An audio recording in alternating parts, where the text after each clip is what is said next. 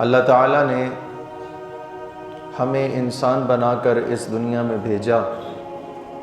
اور اس نے ہم پر یہ احسان فرمایا کہ دنیا کائنات میں جو چیزیں دیکھنے میں ہم سے زیادہ بڑی ہیں، طاقت میں ہم سے زیادہ ہیں، اللہ تعالیٰ نے ان طاقتور چیزوں کو بھی ہمارے ماتحت بنا دیا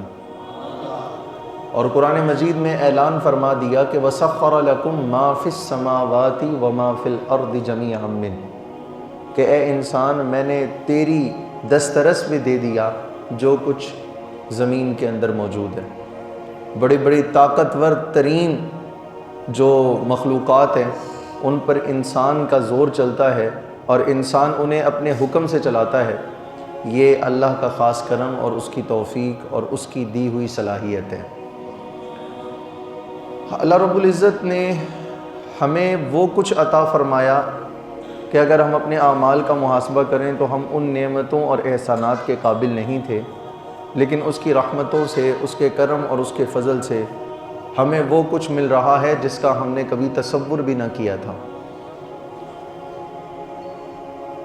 دیکھیے اللہ تعالیٰ نے جو کچھ ہمیں عطا فرمایا ہے، جب تک ہم ان نعمتوں کا استعمال شریعت کے اصولوں کے مطابق کرتے رہیں گے تو وہ چیزیں ہمارے لیے فائدہ مند ہیں، اور جب ہم ان چیزوں کا استعمال شریعت کے دائرے سے نکل کر کسی غیر شرعی کام میں اس کا استعمال کریں گے تو وہی فائدہ مند چیز ہمارے لیے نقصان دہ ہو جائے گی۔ میں آسان کر دیتا ہوں، اللہ رب العزت نے ہمیں دیکھنے کے لیے آنکھیں عطا فرمائیں، ہم ان آنکھوں سے دیکھتے بھی ہیں، قرآن مجید کی تلاوت بھی کرتے ہیں۔ اللہ تعالیٰ ہمیں توفیق عطا فرمائے، کرم فرمائے تو ہم ان آنکھوں سے روضہ رسول اور خانہ کعبہ شریف کی زیارت بھی کریں۔ تو یہ آنکھ اللہ کی بڑی نعمت ہے۔ جب ہم اس آنکھ والی نعمت سے اس کے احکامات کے مطابق دیکھیں، اور اگر ہم اس آنکھ کے ذریعے گناہ دیکھیں، برائی دیکھیں، بیہودہ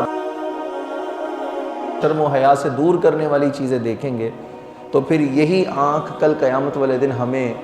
سزا کی طرف لے کر چلی جائے گی۔ یہ ہمارے جسم کے ایک حصے کی میں نے مثال دی ہے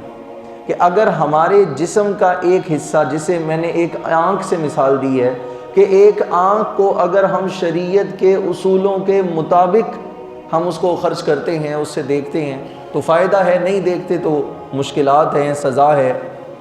تو اسی طرح وہ سب چیزیں جو آج میرے اور آپ کے پاس ہیں، وہ پیسہ ہے، وہ شہرت ہے، وہ ہمارے پاس مختلف قسم کی ٹیکنالوجی ہے، جب تک ہم ان ساری چیزوں کو اللہ اور اس کے رسول کے احکامات کے مطابق استعمال کرتے رہیں گے تو وہ ساری چیزیں ہمارے لیے فائدہ مند ہیں، اور اگر ہم ان چیزوں کو دین اسلام سے ہٹ کر استعمال کریں گے، منفی اور غیر اسلامی چیزوں کی طرف متوجہ ہو جائیں گے تو پھر وہ ٹیکنالوجی، وہ پیسہ، وہ شہرت ہمارے لیے نہ صرف دنیا میں سزا کا سبب ہوگی بلکہ قبر و حشر میں بھی ہمیں اس کی سزا سہنا پڑے گی۔